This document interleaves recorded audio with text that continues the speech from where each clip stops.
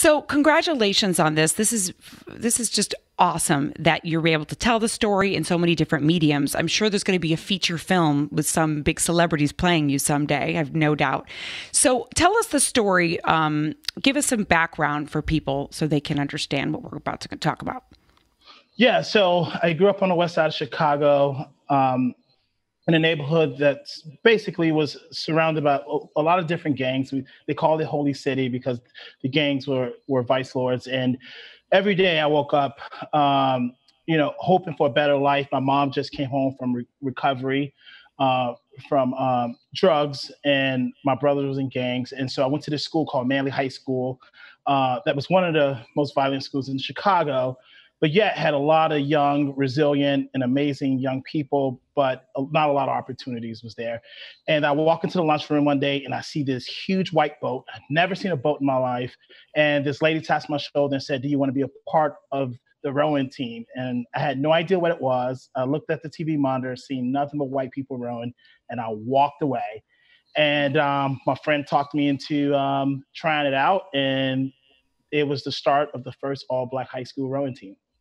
Good for you. And you fell in love with the sport, obviously. What is it about it that made you go, this feeds my soul? Yeah, you know what?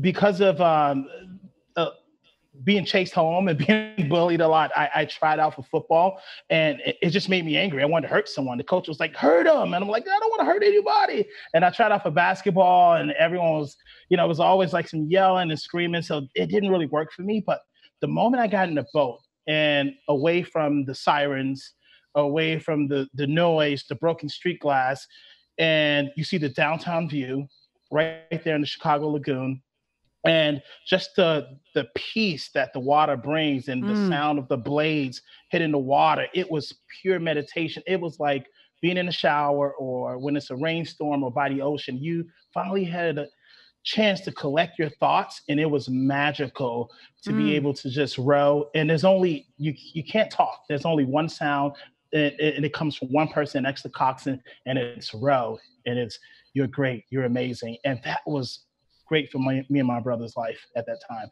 Oh, I love that. It's almost like it's a meditation, if you will. It's got you're doing almost a mantra with a group of people, group meditation. Absolutely. Yep. Back and forth, just row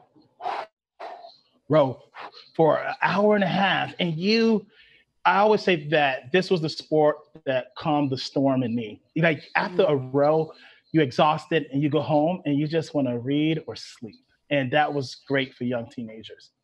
Do you think you then, after joining the rowing team, the way you looked at life, was it more of like you had like a kind of a spiritual growth factor happening?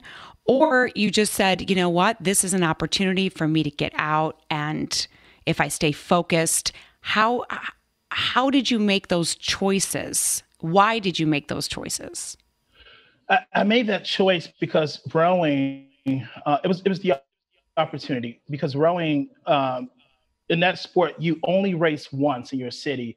There's only a few crew teams in every city, and every other race is in a different state. So first, it's like you get a chance to travel. I've never been anywhere, so Right.